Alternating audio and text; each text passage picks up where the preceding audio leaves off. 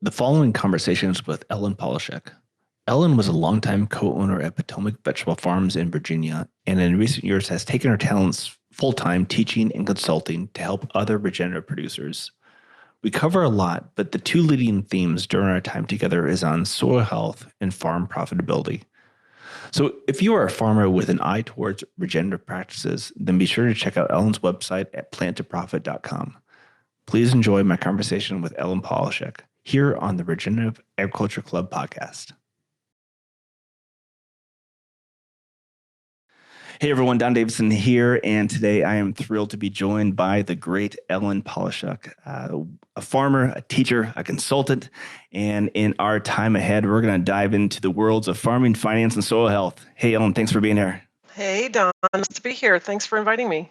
Absolutely. Hey, before we dive into some of these thicker topics here, I wanted to get your your experience, just like how you got into the space. Actually, I remember seeing this in a bio, and it may have been on your book that I read about that as a child, you collected house plants, and they were, in essence, your pets. And so I'm always curious about how people get into the work that they do. And the common trend I see is like what it was the natural curiosity as a child. So I wanted to see like, if you can start us there, and then we can take things forward as you got into the space. Yeah, that's very good remembering on your part to have brought that out of the book. But yeah, my origin story is I was lucky enough to have a mother who let me explore outside. I grew up in the old days, right? So I'm 58 years old. I grew up in the days when kids were told to get out of the house and don't come back till supper. And we don't really care where you are and what you're doing, just come back for supper, right? And so we spent a lot of time outside, and my mother encourage my love of plants. And I don't know, all the best I can say is I was born loving plants. And I've been able to spend my lifetime exploring and enjoying that relationship with figuring out how plants grow. And they just make me so happy. I love it. No, I mean, I completely relate. So yeah, we both share a similar green backdrop, and I always joke with my wife that plants are my type of people. Yep, plants are my type of people. Yep, exactly. I speak the language. I don't speak quite the language of livestock, so I just don't go into that realm.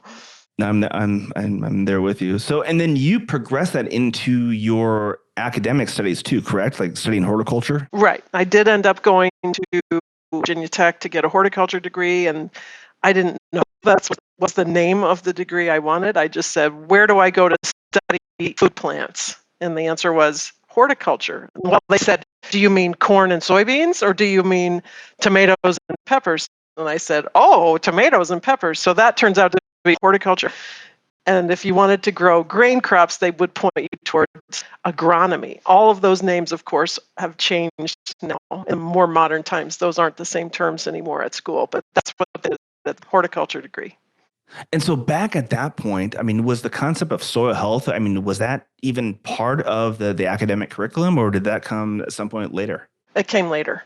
And this is the story. I was lucky enough to I had to take soils. Everybody had to take soils, and that was in the agronomy department. And somehow we had this crazy professor from Europe, and he talked a lot about organic matter. So I was lucky to have his, his wisdom infiltrating and pointing out massive soils book. And then on the other hand, most of the rest of all my classes, I was just this weird hippie chick who kept saying, what about manure? What about cover crops? Right? And so I took a whole class called Soil Fertility and Fertilizers, and it was like a 400-page textbook, and there were 3 pages that talked about cover crops and manure, and the rest was a chemistry class, and it was so disappointing. But yeah, things have come a long way since the low 80s. So what happened then after your time at Virginia Tech? Did you go right into the space, or was there a transitory period then? No, I had to do that thing that you do sometimes, which is leave home so that you can come back later. So I had to do my California thing. So I had a sweetie, and we went to Davis, California, in the center of the agricultural breadbasket of the United States. Really is the Central California. So it was go away from the East Coast and get some perspective. My work there ended up being in seed research farm for a huge vegetable seed company. And they didn't pay one single bit of attention to work in the beginning. That was not on their radar. And I worked on processing tomatoes as a crop. So talk about the opposite of growing an heirloom, and selling it at a farmer's market. This was 10,000 acres of tomatoes at a time meant for factory. And then I also got involved with the Committee for Sustainable Agriculture, which has the letters CSA, and it was the education movement, political action, coming together of all the people in the organic sustainable ag movement. And so that's when I connected that there was a movement, and that's when I started to learn more and see the bigger picture. And then I brought all of that back with me when I said, I got to go back home where I know how the weather works. You can't anticipate the weather. So let's go home where the weather is crazy, back to the East Coast. Great. And then when you back to the East Coast, then were you coming back with this mission of soil health, or was that more of an evolutionary process after you got back to that area? I came back in order to be, I wanted to be a big fish in a little pond. If you're, trying to be an organic farmer in California, in the mid 80s, like the wave, man, you are already, the wizard crashed on the beach. You're just another hippie growing carrots. But in the East Coast, it was still a brand new thing. That was a lot of room for exploration and to do something important. And so I wanted to figure out how I was going to farm. And that was what I needed to do, was to actually get me to a production farm. As I've gone through your work, through your book and through your teachings, I mean, we'll certainly link up the Plan to Profit website, because you have just a rich collection of videos and other educational resources that you have available there. And one that I've come back to a couple times is the concept of tillage, because I mean, I think it's the more I learn, the more I realize how lack of black and white there is in this space. I mean, there's different shades of gray. And so I come back to one of your videos that you talk about with tillage, that it's not black and white. It depends on different types of scale, because somebody could be completely no dig in a market garden environment, but when you're scaling up, that's a different animal. So I'm curious on your thoughts, as you start to work with farmers in your consulting work, of how you introduce that topic. Yeah, it's a super hot topic. There's so much on social media, etc. Conferences, all of the internal farmer to farmer communications about no-till, books and podcasts and so forth. That's really promoting the ideas of no-till, and I figure it's kind of a recalibration. A swing hard in one direction, knowing that we're going to kind of swing back closer to the middle. So it's a reaction to a deeper understanding of the cost of tillage, the price of tillage to us as a society and as individual farmers. So in my consulting work, I do a lot of work with people on soil fertility, fertilizers, and tillage. And what I want to find out is, how's it going? And how's it going has a lot to do with what we're going to think about strategizing what to do next. If everything is going copacetic and you just have yield and quality like crazy, and your main problem is how are you going to sell all this beautiful product, that's a pretty good indication that things are going well. So I need to take into account that issue. Are you having a lot of problems? Are you getting lots of yield? Are you having good quality? Are you struggling with sort of inordinate amounts of bugs and disease pressure? And by and large, my customers are on the East Coast, and by and large, they're in the Southeast. And the core soil resource that we have to work with in the southeastern quadrant of the U.S. is pretty bad, meaning this is the part of the country where farming has happened for the longest. Bad farming practices have happened for the longest time, and whatever soil we were once blessed with in this is 250 to 350 years long gone, right? It washed away a long time ago. So we're farming on subsoil, and no-till methods don't always work in this setting, especially if you have some economic pressure that your efforts are going to make you some money. And maybe it's no fun to bring in the idea of money, but I always take farming as like to put on my business glasses when I think about and talk about farming. And so, as I say in the book that you read, like, you got to have one. You either got to have time or money or both. You can't have neither one. And sometimes I have people come to me and they have neither time nor money, and they have bad ground. And it's just like, well, that is a really tough situation. I don't know how to really help you. So anyway, common phrase out of my mind out of my mouth in the last 6 months is stop using compost and start tilling. Because many of the folks that I'm working with just in this latest little period have put out tons and tons and tons and tons of compost and not mixed it in, and they're having problems. Okay. Just because it's not combining together, and you still need to be able to have some sort of, I wouldn't say disturbance, but you probably have a better term that's like for that just like that top layer, just to get all that, to create that biological ecosystem. Yeah. So the way I talk about it is, if I were going to come to you and say, hey Don, I made this beautiful chocolate cake for you, and I hand you a bowl and it's all in layers. On the top layer is raw egg, and then the layer below that is oil, and then the layer below that is sugar, and the layer below that is flour. Hey man, those are all the ingredients of a chocolate cake. But you know what? It doesn't occur to you as a chocolate cake. It occurs to you as a mess. And I believe that is the way some people are ending up with their gardens. It's in such distinct layers, where the base layer, wherever that is, 3, 4, 5, 6 inches down, is basically impenetrable, phosphorus-free, acid clay.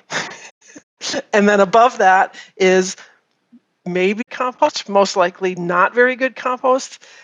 And so they're asking the plant to live in a layer cake, and it's not yummy. I want them to mix up the ingredients, make the chocolate cake, and then once you have achieved a beautiful soil with texture, organic matter, plenty of nutrients, including microbes, okay, now let's start taking away some of our tillage. Let's see what we can get away with. So I use a Gary Zimmer phrase, which is, I think in the Southeast and somewhat into the Northeast, you have to earn the right to go no-till. You have to have done the work to improve the soil so that it can function beautifully without interruption. It will be full of air, nutrients, and have water holding capacity. So that's how I see it. Then how do cover crops fit into that? I mean, is that a completely different subset where then as opposed to like just removing the compost and to build that soil fertility, or is there another critical step in between that? No, I think cover crops are continue to be the sort of the fundamental foundation of organic agriculture, and they don't get a lot of airtime in this no-till conversation. And that's because it's really hard to plant cover crops with no soil disturbance. It's hard to get those seeds in the ground and have seed to soil contact so that vetch, rye, clover, whatever, are actually going to germinate. And then there's the really interesting issue of what do you do with all that biomass, which is always the stuck place for a low mechanization kind of operation. Oh my God, there's 6 feet of rye out there. What am I going to do with that? Right? It's just me and a hoe. I'm no match for this. And so there then comes in tarping. And that's been a huge avenue through which even small and low mechanized farms can now start to incorporate and use the power of cover crops and green manures to their advantage. The key stuck place for those folks, usually for really small, tight operations, multiple successions, is they don't have the growing time, they don't have space to take something out of being a cash producing piece of ground and give that gratification, give it a treat. And I think I think there's starting to be a little more traction in the movement of small intensive agriculture. It's still important to do rotation. It's still important to do that vacation time, that cover crop really nicely. That means you have to plant the seeds here in the East, early October. It means it has to become a priority and not just, oh, well, I have 2 months of the year, December and January open. What should I put in? So I think we're starting to come around the bend on that again, but it's been a little bit of a drought period on, oh, I don't care about rotation anymore. I just put in whatever crop is ready right this second. And, oh, I don't have time to do cover crops and green manures. I'm busy growing salad mix. So it's tough, I get it. But I hope that we're moving in that direction together, that balanced approach, reasonable, sensible, well-timed, gentle tillage to accomplish very certain goals. So as far as equipment, I know you're a big fan of the flail mower. I mean, it seems like that seems to be the most logical approach to so that way you're not just like kicking all that stuff out, but just like letting it cut and let it sit down, and that seems to be a very logical process. Yeah, and thank goodness BCS has a really good flail mower attachment. It's a little bit scary just having a machine with that much power that close to your feet. I always would rather be sitting on a four-wheel tractor, but I know a lot of men and women succeed very well using a walk-behind flail mower.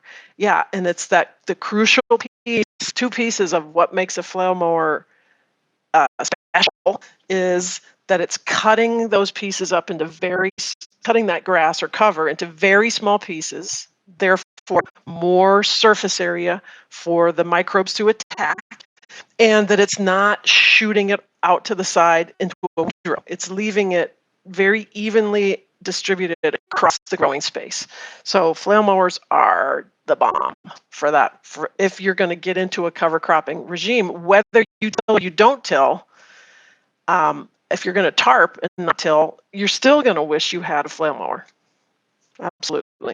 Another one of your videos that I found really fascinating because, I mean, so this past growing season, I did a lot of brassicas. And so I dialed back my cover crops. And then I realized, oh, the great Ellen here now has a video on overseeing cover crops into fall veg. Talk to us about that one.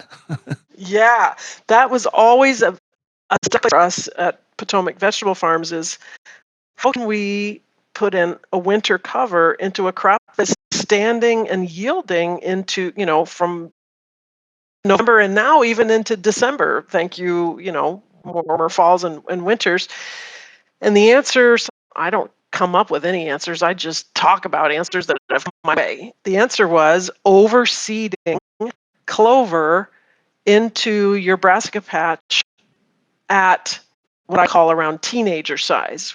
When your brassica crop is around teenager size, meaning it's just about to start really looking like broccoli or really looking like cauliflower. Now, of course, this is dependent on there being bare ground somewhere for those clover to land on. So if you're in a system that is all covered with landscape fabric and wood chips or whatever, then this is not going to work for you, right? And then you are stuck with not being able to grow a cover crop with brassicas. So in my system in Virginia, we would be sending out crimson clover somewhere in early September, and that would be our last cultivation, a last weed killing event. Spin out the seed and walk away, and you end up having a beautiful low growing cover crop while you're harvesting those brassicas. And then as the winter really sets in hard, the brassicas die back and the clover just keeps getting bigger and bigger. And then in the spring, it's just the most beautiful field of crimson clover with little skeletons, little broccoli skeletons in the midst. And boy, that made a huge difference for us. Oh, that's great. So then, once that comes up in the spring, then with those fields that they're going into production, then what's the process like to just to keep that system intact? Are you using a flail mower at that point then too, or are you doing something else? Absolutely. For me, it would be a flail mower. Yeah, just come in and flail that clover before it sets seed in May, and then or late April, and then move on to whatever's next. Going from there. Yep. Another thing that I'm a big fan of that you do is the use of hay mulch. And actually, I started using this in response to when I saw some of your videos too. I'm like, oh, Ellen's using hay on her plots. There, I'm gonna do the same. This is my first year of using hay. I'm a big fan for multiple reasons, from soil retention, moisture retention, but even just like the labor standpoint, it just creates the grain softer. So if I'm harvesting, I'm on my knees. It's just a more enjoyable experience. That's you got almost all the positives of hay. I think I could write a love song to hay mulch, for the many ways that I love hay mulch, and what it does for you on the farm. And some of the ones that I would add to your list are habitat for beneficials. Okay, so there's one. I would also add fertilizer. You're importing nutrients from somewhere and you're putting them on that field. So not only are you adding carbon as raw carbon that need to be digested by your soil microbes, but you're adding nutrients in that grass or whatever mixed hay. For us, another huge benefit of the hay is the reduction of soil splash onto a fruiting crop, whether it's summer squash or tomatoes or peppers, is that keeping that fruit clean makes a big difference in disease suppression. So there's so many positives. It's just a bunch of work, it's a bunch of work, but then you're done. It is. Yeah. Yeah. I was going to ask, is it, does it matter like what scale a farmer is at, whether or not like hay makes sense, or is it still makes sense in any context? Yeah, I think it's almost scale free, sort of within reason, meaning, you know, probably if you're farming 3 acres or more, it's unlikely that you're going to figure out systems. On the other hand, there are people at scale you have usually a bigger budget for more equipment, and you could start mechanizing the spreading of the hay to a degree. I visited a farm but basically, I think it goes from home gardener, which is me now, up to 20 to 30 acre scale, which is most of us in this movement, not all certainly. I visited a farm up in New York State a couple years ago, Peaceful Valley Farm, and they had a wonderful system of laying their black plastic. I don't remember if it was bioplastic or not. And then they had a bale chopper that spat, they drove by and it shot out mulch all over the whole field. They would come and sweep it off, the black plastic, and then they'd plant into it. And so because they didn't want to be bent over spreading hay. So there are ways to mechanize it. And the key piece, and I don't know if you're going to ask me this, but I'm going to say it anyway, because somebody's listening and we need them to hear this. The key danger, the only danger of hay as a mulch is if it's hay that has had a certain herbicide sprayed on it. And so that's the thing you just need to look up is clopyralid is a group of herbicides that are so persistent in the environment that even hay mulch that comes from a field that's had that spray on it will actually kill your crop plants.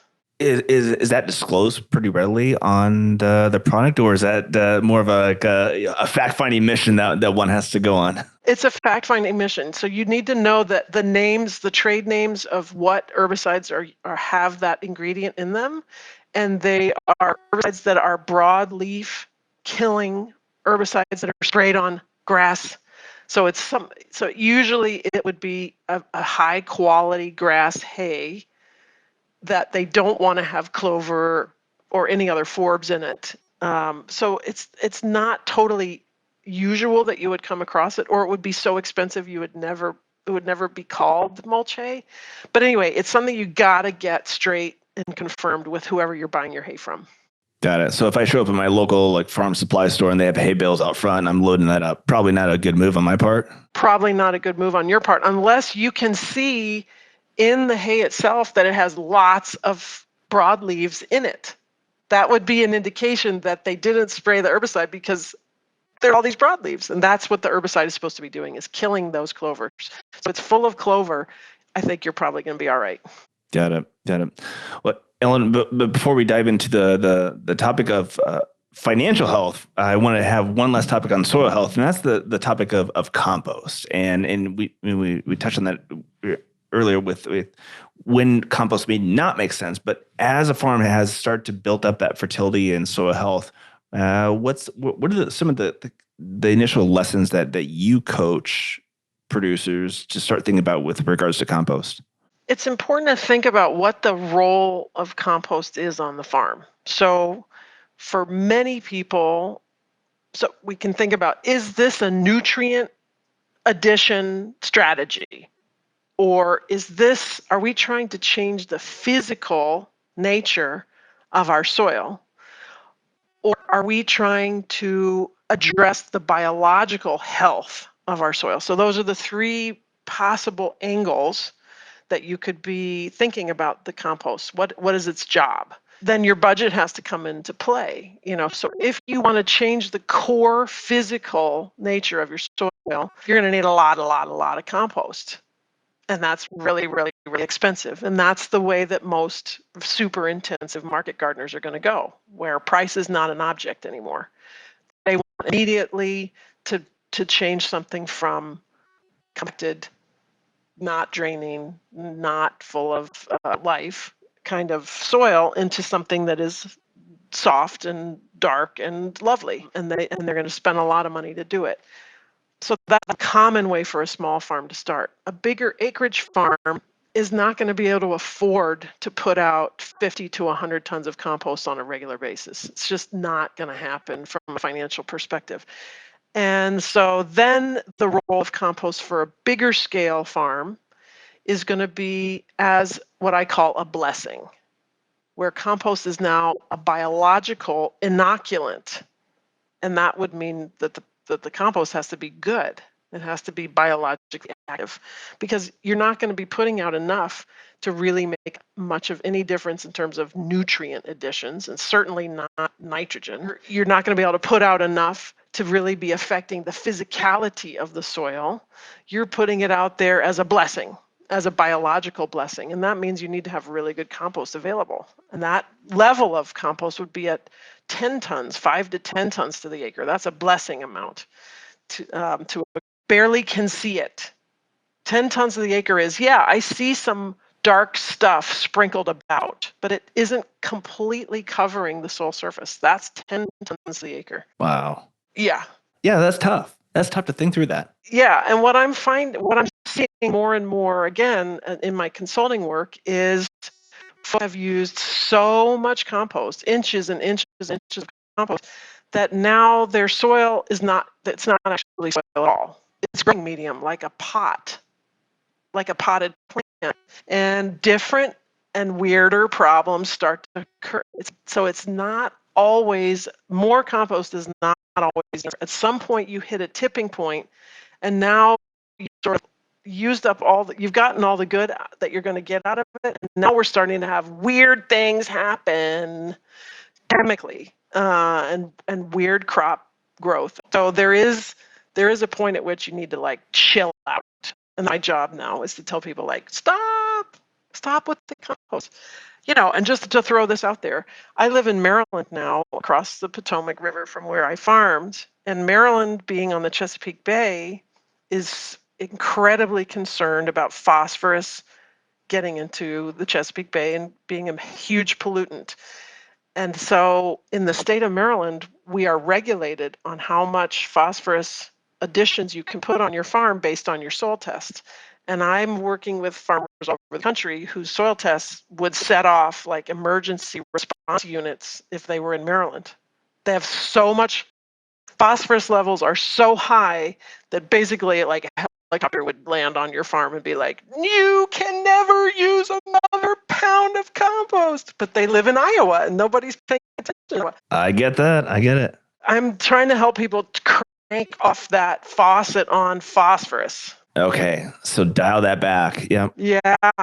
You're going to have to do something else. Huge quantities of compost is not a sustainable long-term strategy. That's what I want to say. So is it fair to say, like, maybe, I guess, allocate more heavily towards the cover crops and then mitigate with compost when needed? Is that a fair assessment? Or use a little bit forever, but you ain't going to be able to get inches and inches till the end of time. It's just not going to work. Mm-hmm. No, that's a great lesson. Love it. All right, Ellen, let's transition to finances. A topic I know it's near and dear to your heart, and one that's one with mine as well, because I mean, it's really easy to get in the space of growing crops. You connect with your customers, find out your distribution chains and channels. But at the same time, at the end of the day, the numbers got to make sense. You're running a business here. You got to make a profit. So I also too, I mean, this is a good chance here to, like, as you're starting to work with a new client on the consulting standpoint. I mean, is finances, is that kind of like lesson one? Are you talking about that at the beginning point, or kind of how are you going about that process? I don't have a lot of opportunities to work with growers from the first moment. Every so often I do, and usually they are. This is their second career, and they already have, financial backing, husband or wife, retirement plans are already in place, and so their thing is like a different situation. True kind of bootstrapping beginner farmers don't hear me, and so I don't get to intersect early on, and that's okay. The most fun I have in consulting is meeting a grower somewhere in their 5 to 8 to 10 year, what year they're on, season they're on, where they've made a bunch of mistakes in farming. And they're really starting to get the hang of the production piece. And now they can entertain the possibility of thinking new thoughts and taking on more aspects of the farm. So I feel like that's a really ripe time to get some of those lessons of what are the numbers, how are the numbers going.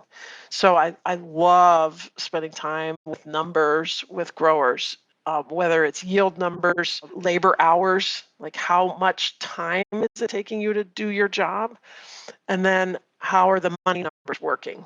One of my mentors is Julia Shanks, who has written the book, The Farmer's Office, and does all kinds of great trainings. And she's helped be my teacher.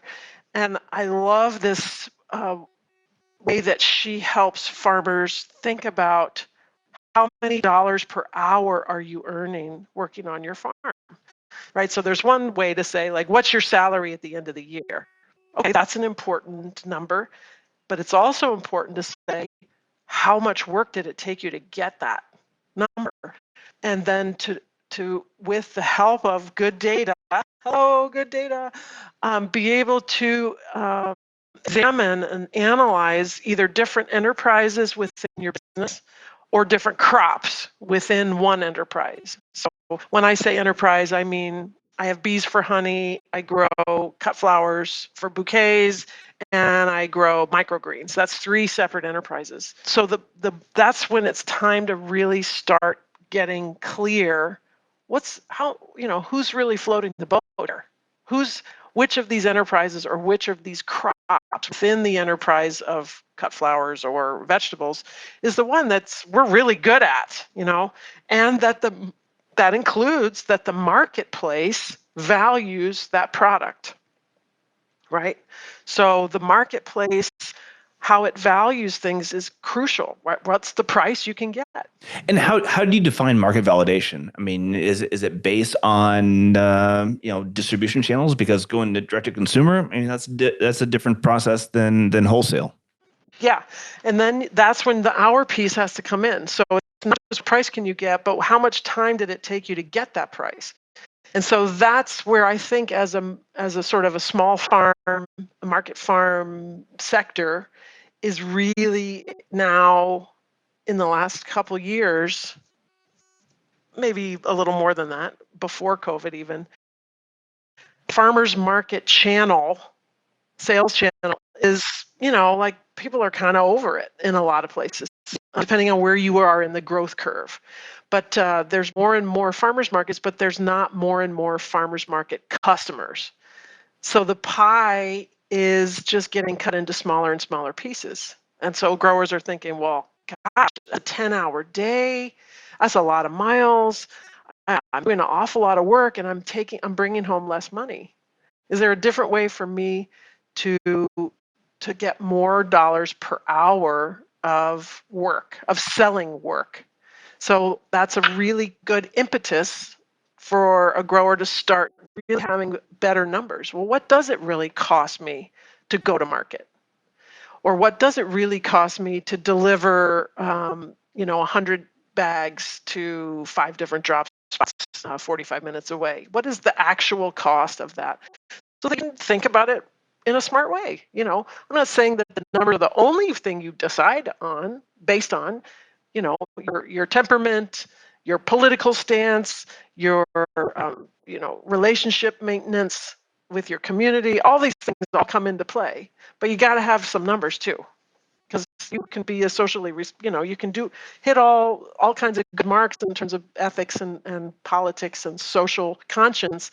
But if you don't make enough money to stay in business, that was nice, but it's not around anymore. Now you're gone. So you got to have that balance. And part of that too is the management of people, and we talked about this offline before we went live. It's just that nuance, right? Because if I'm just like a solo operator, yeah, I can just like grind my way through that. But if you're going to scale up in a healthy process, you need labor, and that involves a different skill set. So, what's your process for counseling producers that are ramping up their labor force? Yeah, like we talked about, Don, before we turned on the mics here. In my observation of the success and failure of farms in my mids that I know of, usually the failure is related to a failure to be a good boss, failure to successfully lead a team in a project called farming. And I think as an industry, we have underplayed those soft skills, we call them soft skill, the leadership skills, the whatever you want to call it, human resources. And so my pitch is to get a counselor. One is to get some training, like take it like it's your job. My job is to be a manager. Okay. Did you ever take any classes on management? Have you ever read any books on management? No. Well, then how the heck are you supposed to be good at it? Like, most people are not gifted from birth being good people managers. So you're taking that role seriously and embracing it and loving it. And it's important to know that before it's too late. If this is never going to be your strong suit, and in fact you resist it, you kind of hate it, that's going to end up being the end of the story for you. And either you need to change your mind, or you need to hire somebody else, or marry someone else or whatever, who's going to play that role on your farm, because otherwise it just doesn't work. So I believe in training, reading, and counseling, having a coach. Just like if you want to learn how to be a good swimmer, you can watch things on YouTube, you can read about it, but you need somebody to watch you swim in the pool and say, if you would just reach that arm out just another 2 inches, your stroke would just be smoother and more efficient. You need somebody to bounce ideas off of and to watch you and give you some help, some feedback, some pointers, some pats on the back, when you need it. Like, yeah, that happens to everybody. It's okay. Just pick yourself up and keep going. So I love being a coach, and I love being coached. I love being coached. It's hard and I love it. Just like farming, right? It's hard and we love it. Like, that's not a new concept for farmers. It's hard and I love it. Those go together all the time. Love it. Ellen, I think that's a great way to put a cap on this. And so I guess for the closing message here for listeners, I mean, for those that want to engage with you, whether it's just like following along with your work, I mean, certainly, and for those of you listening, pick up Ellen's book. I go through this. I actually have the audio version. I put my headphones on when I'm out in the garden plots, and it's just a good refresher course. But certainly, Ellen, for those that want to have a more one-on-one engagement with you with your consulting process, what's the best way for producers to get in touch with you? Yeah, the best thing to do is to go to my website that you will have somewhere in your universe, Plant to Profit. And there's information where you can learn about what I do. And then there's a place where you can hit a link and you can jump in and book a 15-minute, let's say hello and see if we'd like to do some work together time. And then we can go from there. Just to dip your toe in the water for a second. That's how to get started. All right, everyone. Ellen is a treasure trove of knowledge. Certainly utilize her website, tons of videos, the content that she has, the book. And if you're an established producer, hit her up on some one-on-one consulting. So, Ellen, thanks so much for the time here today. Yeah, thanks, Don. I love talking with you. All right. Thanks, everybody. We're out of here.